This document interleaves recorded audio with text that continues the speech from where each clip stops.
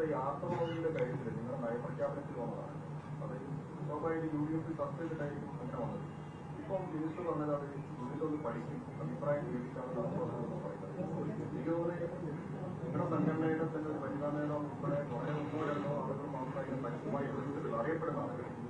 അപ്പൊ എന്തുകൊണ്ടാണ് വീണ്ടും ഈസി ആയിട്ട് കുട്ടികളുടെ അഭിപ്രായം തേടി, അതായത് നിങ്ങളൊരു സെപ്പറേറ്റാണോ? അല്ല, അതൊരു നയപ്രഖ്യാപനം എന്ന് പറഞ്ഞ ഒരു സർക്കാരിന്റെ സമീപനമാണ്. ആ സമീപനത്തിൽ വളരെ കൃത്യമായിട്ട് സ്ത്രീകളോടും പെൺകുട്ടികളോടുമുള്ള ഒരു അനുഭാവപൂർണമായ നിലപാടാണ് പ്രഖ്യാപിച്ചത്. ഇതില് അതിന്റെ പോസിറ്റീവ് സൈഡാണ് നമ്മൾ കാണേണ്ടത്. ഈ പറഞ്ഞ ദിവസങ്ങളിൽ ഇപ്പോൾ നമ്മുടെ മുതിർന്ന സ്ത്രീകൾക്കും അതുപോലെ തന്നെ ആ ഒരു ഘട്ടത്തിലെത്തിയ പെൺകുട്ടികൾക്കും വലിയ തോതിലുള്ള ശാരീരികവും മാനസികവുമായ അവശതകളും പ്രയാസങ്ങളും അനുഭവിക്കുന്നവരുമുണ്ട്. അത് വളരെ നിസ്സാരമായിട്ട് കടന്നു പോകുന്നവരുമുണ്ട്. അത് ഓരോരുത്തരുടെ ശാരീരികമായ പ്രകൃതം പോലെയാണ് ഇരിക്കുക. ബെഡിൽ നിന്ന് എഴുന്നേക്കാൻ പറ്റാത്ത കുട്ടികളുണ്ട്, സ്ത്രീകളുണ്ട്. അപ്പൊ അവർക്ക് അന്ന് അവരുടെ ഡ്യൂട്ടി നിർവഹിക്കുന്നതിൽ ഒരു ഇളവ്, അത് ഉദ്യോഗസ്ഥകളാണെങ്കിൽ ആ ഒരു കാരണമുണ്ടെങ്കിൽ അവരെ അന്ന് ആ ഡ്യൂട്ടിയുടെ പേരിൽ അവരെ ബുദ്ധിമുട്ടിക്കരുത്. അവർക്ക് അതിൽ നിന്ന് ലീവ് എടുക്കാനുള്ള ഒരു ഇളവ് ഉണ്ട് എന്നുള്ളതാണ്.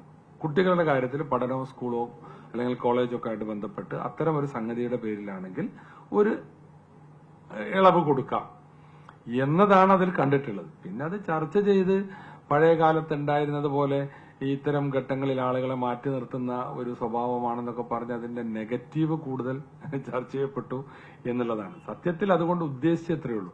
എല്ലാവരും ഇപ്പോൾ ആ ദിവസങ്ങളിൽ നിർബന്ധമായി ലീവ് എടുക്കണമെന്നോ അല്ലെങ്കിൽ എല്ലാവർക്കും അവധി വേണമെന്നോ ഒന്നും അതിൽ പറയുന്നില്ല. ഇതിന്റെ പേരിൽ പ്രയാസം അനുഭവിക്കുമ്പോൾ അതങ്ങനെ ചിലർക്കുണ്ടാകാം, വലിയ പ്രശ്നങ്ങളുള്ള ഒരു നേച്ചറുള്ള ആളുകളുണ്ടാകാം.